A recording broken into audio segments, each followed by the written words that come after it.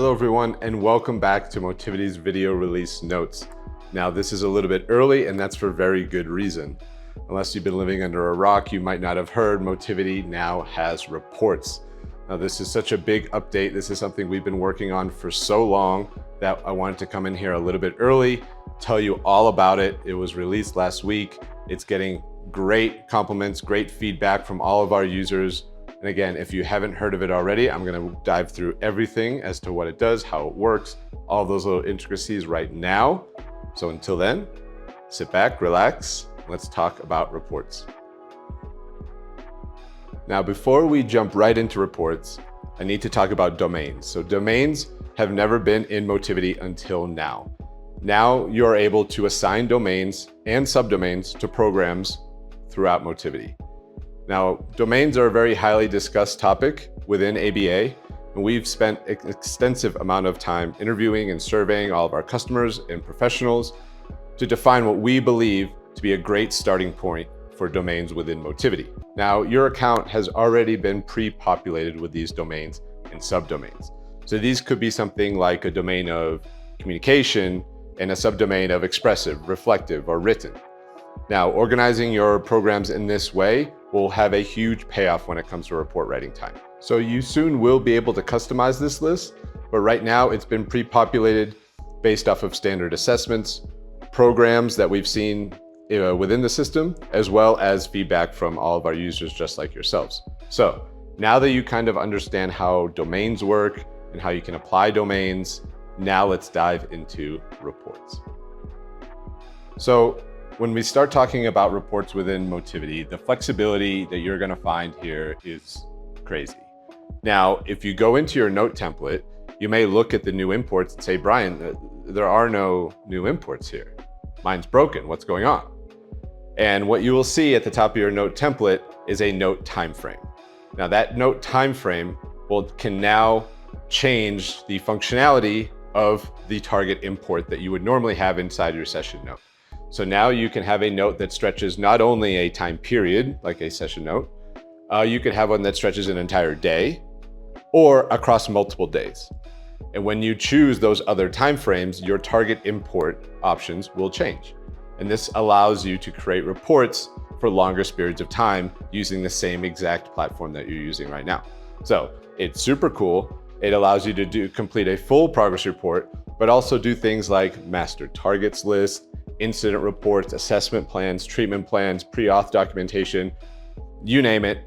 For the sake of brevity, let's take a look at progress reports alone, and we can dive into that. Let's say you want to sort your progress report by goal name or program name. You can do that. Let's say you want to group your goals by domain and have those alphabetized. You can do that. Let's say you want to group them by domain and subdomain and have them alphabetized. You can do that. Or if you wanted to just have cumulative charts, target names, a form field below, and a date of introductory. You can do that too. So there's a ton of flexibility within this, and you really got to dive in there and move the knobs and see really what you can create. Now, playing around with the new features and functionality can be fun, but we wanted you guys to hit the ground running. So we already included 5 Motivity system reports in your note template library for your organization already. They're already there. So you don't really have to do anything. You can go in there and start using them and seeing how the data flows into them. So we've added a lot of other cool features and functionality that you'll run into, and you'll see one of them being showing and hiding of report information. Now, I just told you how you can include all of these different imports and form fields, and you can do it in a repetitive way so that every single section of your report has the same type of information and you can fill it out and populate it really, really quickly.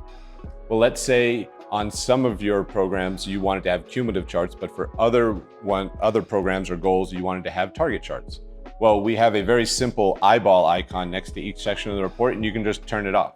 So you can show and hide parts of the report that maybe you want or maybe you don't want, and it makes it able to be customized really, really easily.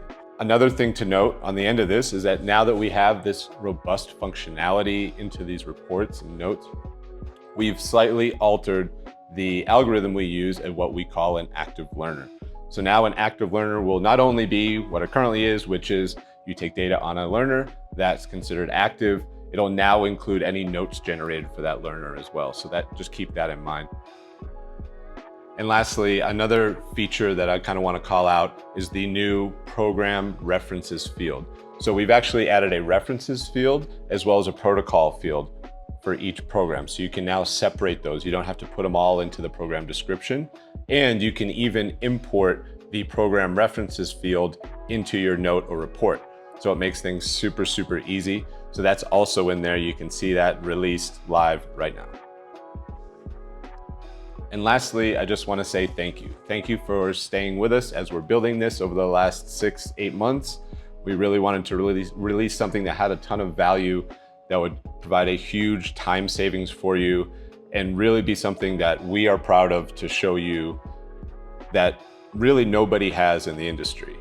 So this past week, we did an internal webinar to all of our users about how this feature works, everything you can do with it. If you did miss that, be sure to join our Motivity user group on Facebook. We'll be posting up the video there. If you have any questions, obviously reach out to your CSC. They can get you set up with any of your progress reports. We've already had a ton of progress reports already accepted by many, many payers. We have a list of those somewhere if you need them. So this feature is dialed in. We already have V2 version 2 about to come out, which will have a ton more features added onto this. This is going to be the best progress report builder in the market, period, end of story. So we're super glad you're here. Thank you again for staying with us. We're gonna keep releasing updates as quickly and as fast as we can. So thank you very much. I forgot to tell you, I'm in Mexico City right now. It's beautiful. So happy to be here. Thank you again for watching. I'll see you guys all next week.